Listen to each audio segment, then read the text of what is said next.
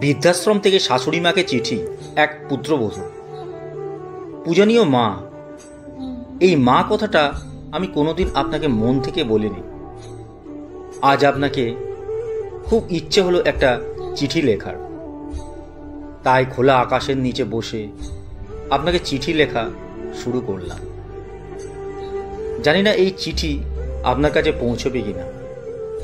আমি সেই বৃদ্ধাশ্রমে আছি যে বৃদ্ধাশ্রমে আপনি শেষ নিঃশ্বাস ত্যাগ করেছিলেন। ভাগ্যক্রমে আপনি যে রুমটিতে থাকতেন আমি এখন সেই রুমে, তাই হয়তো আজ আপনাকে আমার খুব মনে পড়ছে।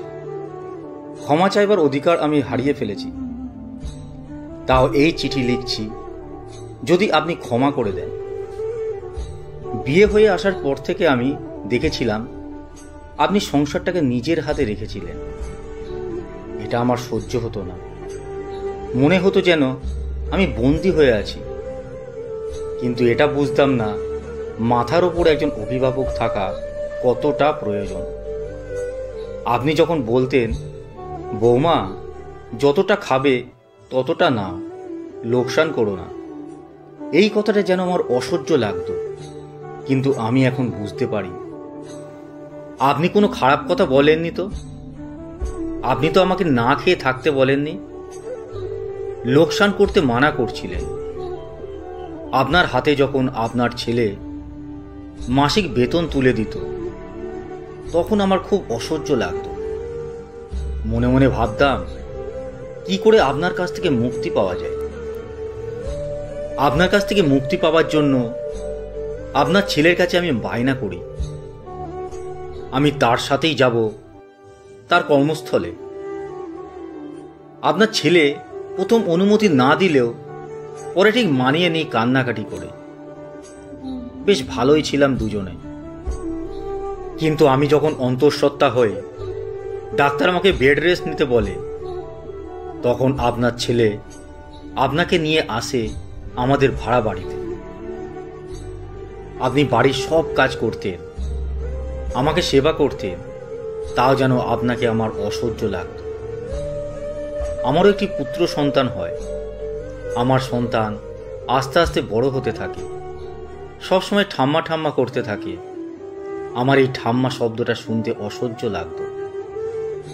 আমার ছেলেকে আমি ইংলিশ মিডিয়াম স্কুলে ভর্তি করি, কিন্তু আপনি বাংলা মিডিয়ামের যত কবিতা গল্প শোনাতে থাকেন। ছেলে জেদ করে বসে সে বাংলা মিডিয়াম স্কুলে পড়বে। এই ব্যাপারটা আমি কিছুতেই মেনে নিতে পারছিলাম না। আমাদের ভাড়া বাড়িতে দুটি রুম ছিল, একটাতে আমি আর আপনার ছেলে থাকতাম, অপরটিতে আমার ছেলে ও আপনি। ছেলে বড় হচ্ছে তাই আরেকটা রুমের প্রয়োজন ছিল। আমি আর আপনার ছেলে যুক্তি করলাম দেশের বাড়ি ও জমি বিক্রি করে এখানে নিজেদের বাড়ি তৈরি করব। আপনি কিছুতেই সই করছিলেন না, এটা বলে ওটা আপনার শ্বশুরের ভিটা, ওখানে আপনার অনেক স্মৃতি জড়িয়ে আছে। শেষ পর্যন্ত আপনি সই করলেন। আপনার সাথে আমার কোনো মতেই বনিবনা হতো না, তাই স্থির করি আপনাকে বৃদ্ধাশ্রমে পাঠানোর। তখন আমার ছেলে হোস্টেলে পড়ে, তাই আপনার ব্যাপারে কিছুই জানতে পারিনি। আপনাকে বৃদ্ধাশ্রমে পাঠিয়ে বেশ কয়েকটা বছর ভালোই ছিলাম।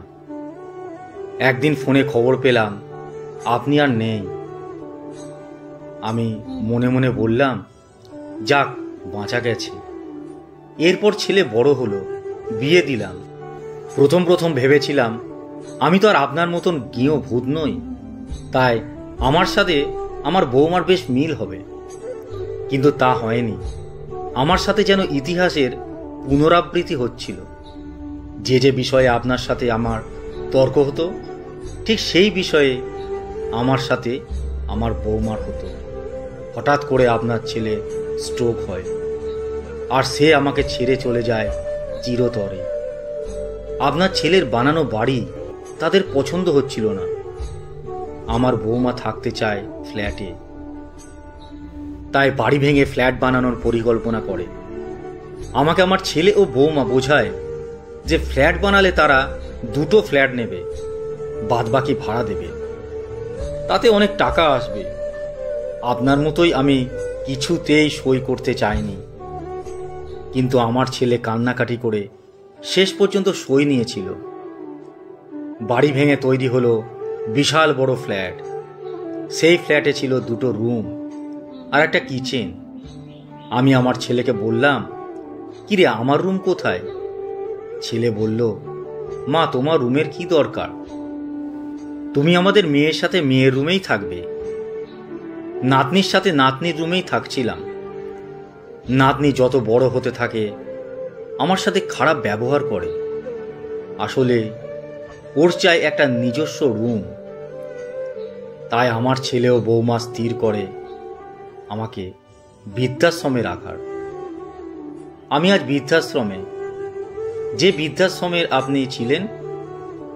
ভাগ্যের কি পরিহাস, আমি কোনোদিনই ভাবিনি আমার সাথে এই রকম ঘটনা ঘটবে।